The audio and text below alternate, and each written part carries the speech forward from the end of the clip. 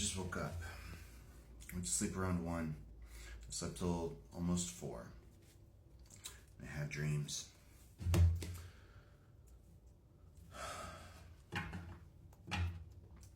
I was helping somebody out. It was a guy who looked a lot like the twin flame and the doppelganger, but I don't think it was actually them. And I was like helping him organize his fridge or something, you know, helping him move maybe. There was a bunch of different things that I was helping him do. And there was an attraction on my end, but I don't think I felt it coming from him. He entertained me. And that kind of energy kept on building and building without reciprocation, really.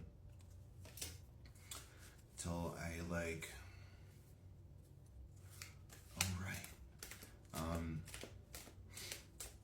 we decided to go back up to his apartment because I left my survival backpack there.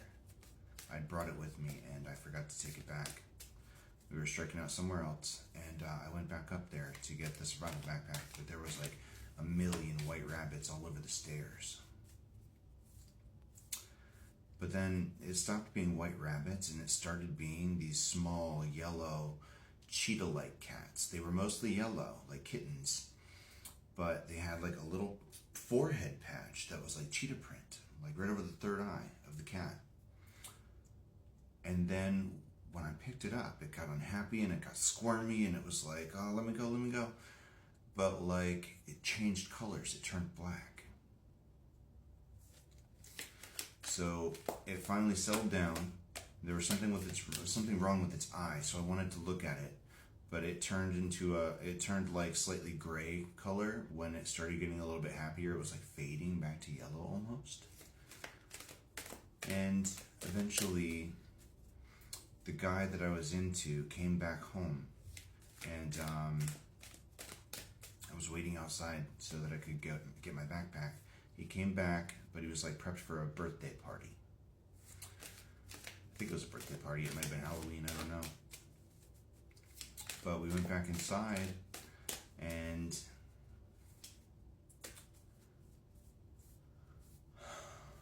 you know, that was like where it all came to a head, because other people were making passes at me. They wanted my attention. And I wouldn't give it to them because I was just focused on him. So I finally pushed him for an answer, you know, like, what's going on? What is this? Like I did in real life with all those other guys. You push for answers, you get blocked. So I pushed for answers in this dream. Ripple. And it became clear in a series of both thoughts and images, because I don't think he responded verbally. It was just in my mind. Like, in dream, telepathic communication with this guy that resembles my twin flame and the doppelganger.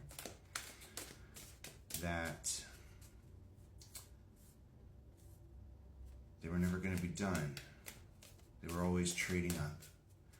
They were going to find the best possible person that they could be with, and they were going to be with them until the next best thing came along.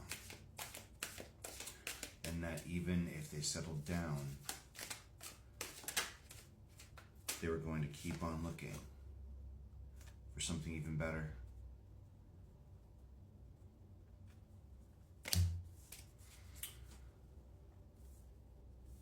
And some of the images, like, they were clearly looking for marriage, but the images were those of young, attractive women. And I was clearly, you know, a man still. But I think that just goes to show me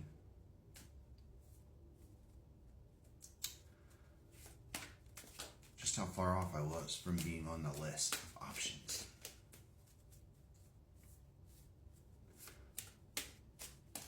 And in the dream,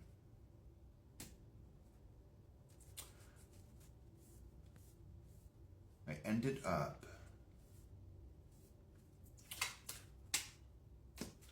I ended up going back to one of the people that had tried to give me attention before. And that opportunity was no longer available. They weren't interested anymore.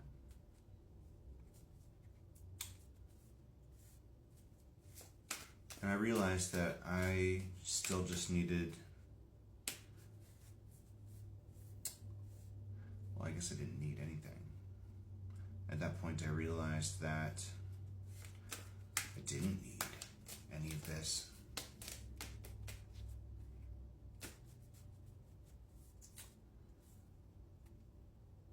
No matter how much you want to make it work, even if they entertain you, if they don't appreciate you. Bamboo Grove and the Wheel of Fortune. And that's not where you're meant to be. Something else is destined for you. And clearly, I don't think the doppelganger is like that. I actually think he's a really good person, but I also don't think I'm on the list of options either, you know? And the twin flame, I think that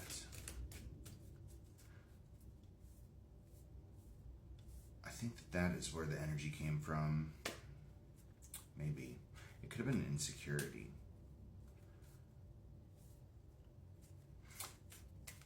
Was that dream an insecurity? Unconditional love. I think that dream was meant to bubble up things that I need to work on, because I shouldn't have tried to go after a lesser offer in my dream. I shouldn't have had my focus split by anything, and I shouldn't have kept on pushing when clearly there was no fixing that scenario. Because no matter what, his response was going to be to find better things, or to keep an eye out for better things while holding on to something else. And that is never a situation we should allow ourselves to be in.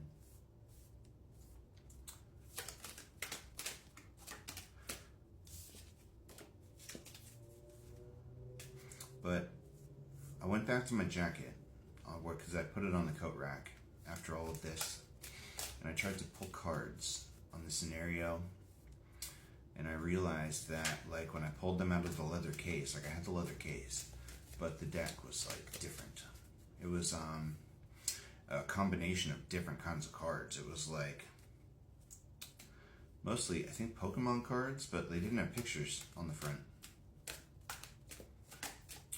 So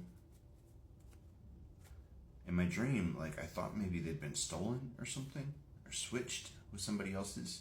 And I started looking around other people's, like, belongings on the table, and I found, like, almost everybody had a leather case. I think that's indicative of their tools. So in the dream, I didn't have my tools available. I had to make the right decisions on my own. And, you know, I turned down the drinks, and I stepped away from the man that wasn't good for me.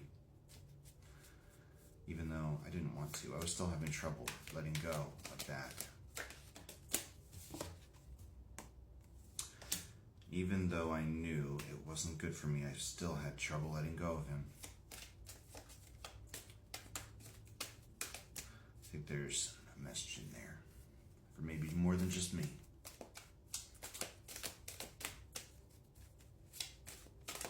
If he's still in your thoughts, in your dreams,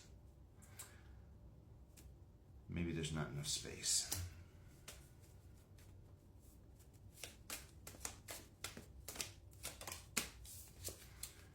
The person that's meant for you will find you. But you have to have cleared space for them so that they can take it up. You have to have moved on.